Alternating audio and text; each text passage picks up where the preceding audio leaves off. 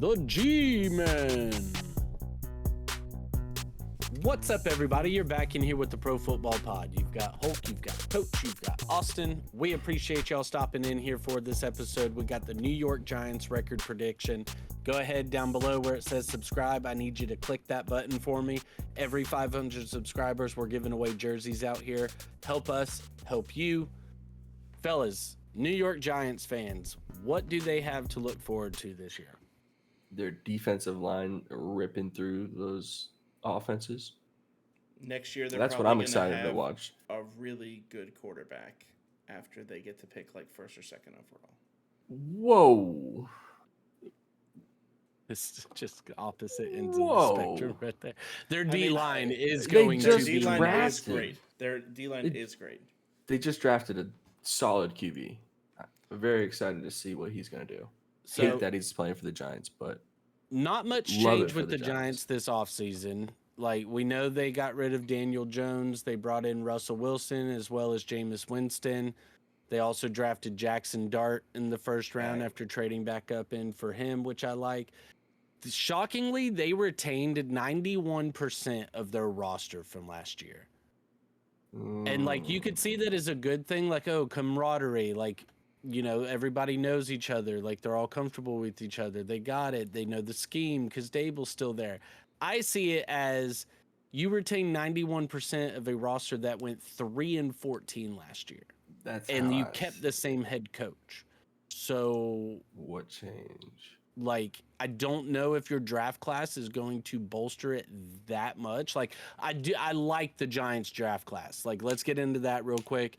Abdul Carter, first overall pick for them there at number 3, traded back in for Jackson Dart, like I said. They also got Darius Alexander, the defensive tackle at a Toledo Senior Bowl standout.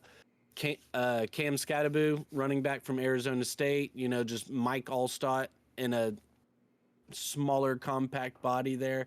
Marcus Bowe, the offensive lineman for Purdue. I do like that pickup for him as well. I mean, first 5 rounds, their first 5 picks, I really like those selections. But Jackson Dart's not going to come in and start off the rip. With Kayvon Thibodeau and Brian Burns being there, Abdul Carter, I don't think, is going to be their number 1 edge rusher off the rip. So there's that. That's what's Darius scary. Alexander, he might get some starting work next to Dexter Lawrence, depending on what formations they're running. Cam Skattebo, he's just going to be your power goal line back. So how often are you actually going to use him with the other guys you already have in your stable? And I do like Marcus Bowe. I think he actually could end up pushing to have a starting spot on this offensive line, but it's going to be a struggle. So, like, let's just go ahead and get into it. Rip the Band-Aid off. Week 1 at Washington Commanders. Week 2 at the Dallas Cowboys. Week 3 at home versus the Kansas City Chiefs. Week 4 at home versus the Los Angeles Chargers. The NFL schedulers officially hate the New York Giants. They're going 0-4. Is that the roughest schedule that we've had early in the season so far? Weeks 1 through 4, yeah, it's got to be. That's easily. pretty rough. So, like, Like, I because mean, what almost can every you episode expect? we've done, like, Could- I've been able could we to have find at least seen- 1 win in the first 4 weeks. Yeah. I can't with this team. Like, not with those against those 4 teams. Now, Unless New a quarterback Orleans- on the other team gets hurt. New Orleans, I didn't give a win to either for Arizona, San Fran, Seattle, and Buffalo. But, like, dude, that's They at way... least have a chance. Yeah, exactly. Like, that's Like- way worse. I mean, Dallas, Kansas City, Washington, like, these are all teams that are easily fighting for playoffs. Chargers are such an improvement, especially through the draft this year. There's no way that they get a single Yeah, victory. you're looking at the Super Bowl runner-up and the NFC runner-up within those 4 weeks. Dallas is always tough, and it's at Dallas. Yep. And then you've got Harbaugh and the Chargers. Like, It's a good test it's to gonna see be how struggle. good you are. I mean, if you hang with these 4 great teams, litmus test. Great like, litmus test. holy Like, if couple you of, if you can keep those games close, Mm-hmm. you're feeling decent about yourself. A couple years ago, Dallas put up like 50 versus the Giants in like week 1 Yeah, or I think 2. it was like 45-0. I That think, it was I think insane. that's what we're looking at week 2. Like, I don't I don't think Strong that they're chance. going to come in and like compete in any facet. So like it's not that they're going to lose every single game, but that's a really tough way to start your season, and it's going to be very demoralizing. I think we're going to see a lot of like our record predictions throughout the year follow through with the fact that they're not even going to get a chance at a victory through the first 4 weeks. Yeah, it's like I said, it's gonna be a struggle bus. All right, let's get through these next 4. Week 5 at New Orleans. Week 6 at home versus Philly. Week 7 at Denver. Week 8 at Philly. What? I've got them. I've got them going 1-3 in that stretch. There I we have go. them beating the Saints. Yes, Yeah. I do agreed. think they have enough to beat the Saints for sure. Hell yeah. Yeah. I don't care if it's in New Orleans, but man, you've got Philly 2 out of 3 weeks with Denver sandwiched in between there. Philly, Not to Denver- mention Philly. You get Philly at home on Thursday night football. Yeah, Like, so it's nice. prime time under the lights. Like, I think that might help you keep it close. But that's So, like- also sandwiched in 2 to-go games or away games. You got to Yeah. go to New Orleans, come back home for a quick turnaround in Philly, and then immediately go to Mile High, and then back to Philly. Like, dude, they That's do rough. not like them. That's rough. No, the NFL schedulers are like, hey, he might not come out this year, but let's see what we can do to get Arch Manning to the New York Giants. Yeah, seriously. Just because Straight the the story would be fuck incredible. Up, dude. Holy hail. So, moving on, week 9, we've got, Austin, what do you have them going in that stretch? 1 1 and and 3. 3? Okay. Yeah, they beat the Saints. Let's go, Yeah. baby. So, week 9, at home versus San Francisco. Week 10 at Chicago. Week 11 at home versus Green Bay. Week 12 at the Detroit Lions. I'm going 0-4 again.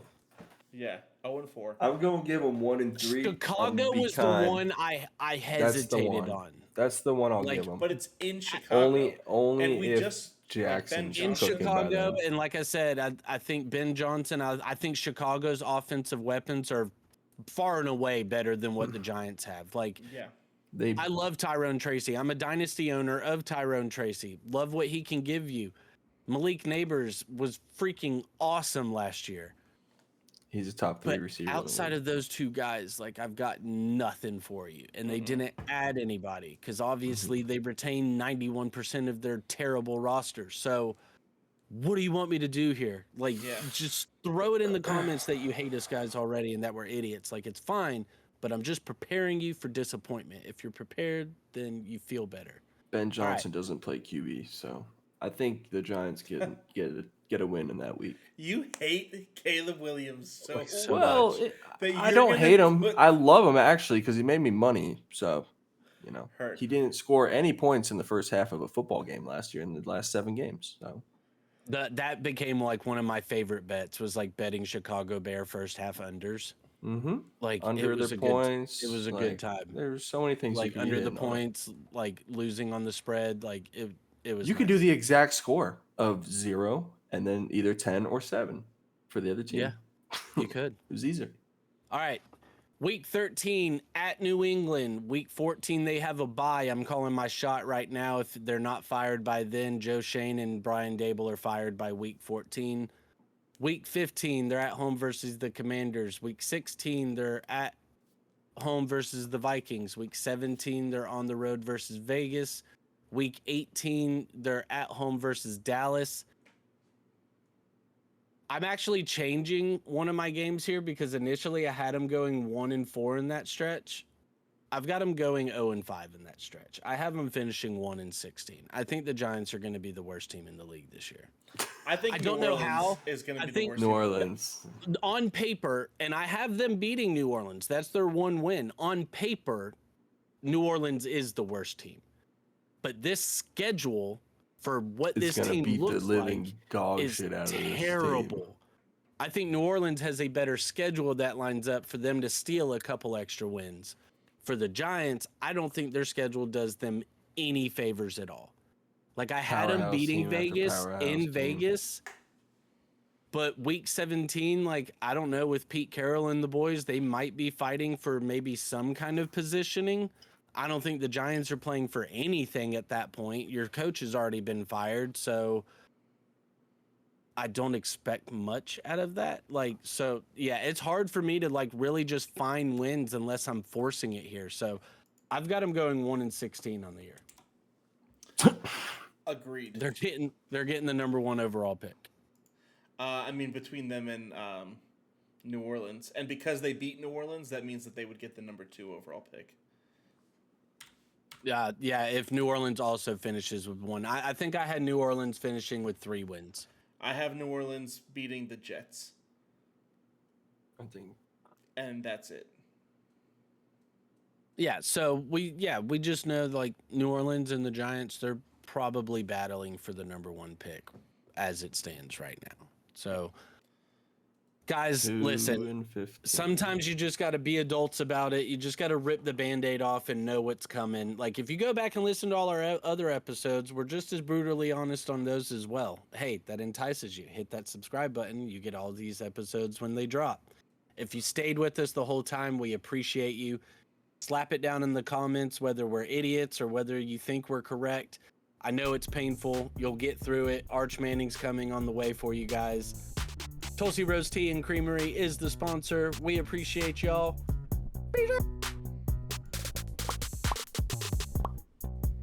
Bow, bow, bow, bow, bow, bow. Oh yeah, cha.